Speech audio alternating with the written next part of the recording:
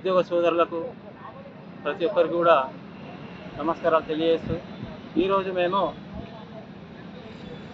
మా నిరసన కార్యక్రమాలలో భాగంగా మానవహారాన్ని నిర్వహిస్తున్నాము. దీని ముఖ్య ఉద్దేశం మేము గత 25 సంవత్సరాల నుంచి పైబడి ఇక్కడ చాలని జీతాలతోటి ఇక్కడ మేము మా యొక్క కుటుంబాలను పోషించుకోలేకపోతున్నాము. మాకు సరైనటువంటి ప్రభుత్వం నుంచి కానీ యూనివర్సిటీ అధికారుల నుంచి కానీ ఆదరణ లేదు. మా జీతాలు కూడా పెంచడం లేదు.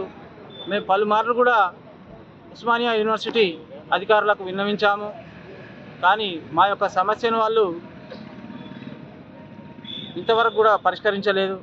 అందుకోసమే మేము గత వారం రోజుల నుంచి మా యొక్క సమస్య ఈ తెలంగాణ రాష్ట్ర ముఖ్యమంత్రి దృష్టికి తీసుకువెళ్ళడానికి మరియు అధికారులపై ఒత్తిడి తేవడానికి కూడా మేము ఈ నిరసన కార్యక్రమాలను చేపట్టాము. అయినా కానీ మరి ఇంతవరకు మా యొక్క సమస్యకు పరిష్కారం రాలేదు. మేము కోరుకున్నది ఏమంటే మా కాంట్రాక్ట్ ఉద్యోగులందరికీ కూడా కనీసం మినిమం టైం స్కేల్ ఇచ్చి టైం స్కేల్తో కూడినటువంటి ఉద్యోగ భద్రత ఇవ్వాలని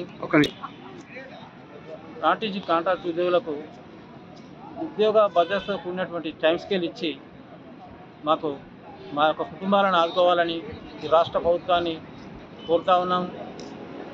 కాబట్టి మేము ఈ యొక్క కార్యక్రమాలు మా సమస్య పరిష్కారం అయ్యేంత వరకు కూడా ఈ యొక్క కార్యక్రమాలను కొనసాగిస్తాము. ఎందుకంటే మా కుటుంబాలు పూర్తిగా నిర్వీర్యం అయిపోయినాయి. ఈ మహానగరంలో బ్రతకడం చాలా కష్టంగా ఉన్నది. మా దగ్గర చాలామంది చనిపోతూ ఉన్నారు కాంట్రాక్ట్ ఉద్యోగులు. వాళ్ళకు వైద్య ఖర్చులు సరైన టైంలో వాళ్ళకు అందుతలేవు. తక్కువ జీతాలతోటి వాళ్ళ యొక్క పిల్లల చదువులను కూడా వాళ్ళు చదివించుకోలేనటువంటి పరిస్థితి, ఇంటి అద్దెలు కట్టలేనటువంటి పరిస్థితి. ఇన్ని సమస్యలు ఉన్నాక కూడా ఒక కాంట్రాక్ట్ ఉద్యోగికి కనీసం వాళ్ళను ఆదుకునే మనస్తత్వం లేకుండా పోయింది ఈ అధికారులకు కానీ రాష్ట్ర ప్రభుత్వానికి కానీ. పోయినటువంటి 10 సంవత్సరాలు కూడా ఆ రాష్ట్ర ప్రభుత్వం కాంట్రాక్ట్ ఉద్యోగులను రెగ్యులర్ చేస్తా అని చెప్పేసి మోసం చేసింది అది. కానీ ఇప్పుడు ఈ యొక్క రాష్ట్ర ప్రభుత్వాన్ని మేము కోరుతా ఉన్నాం, రెగ్యులర్ చేయకుండా కనీసం మాకు మినిమం టైం స్కేల్ అని ఇవ్వండి. లేదా సుప్రీంకోర్టు 2024లో తీర్పు ఇచ్చింది కాంట్రాక్ట్ ఉద్యోగులకు కూడా రెగ్యులర్ చేయండి అని, కొన్ని కేసులు వాదించి కూడా. కాబట్టి దాన్ని కూడా పరిగణలోకి తీసుకోవాలని కోరుతా ఉన్నాం.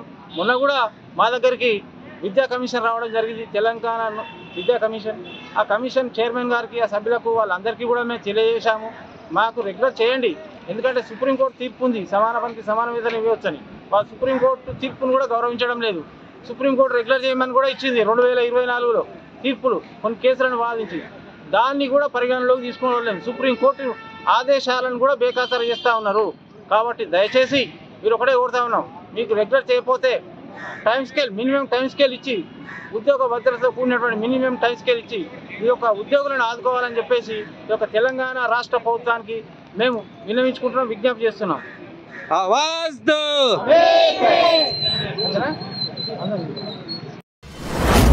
మీ వ్యాపారం అభివృద్ధి కావాలని కోరుకుంటున్నారా? అయితే వెంటనే క్యూనస్ ని సంప్రదించండి.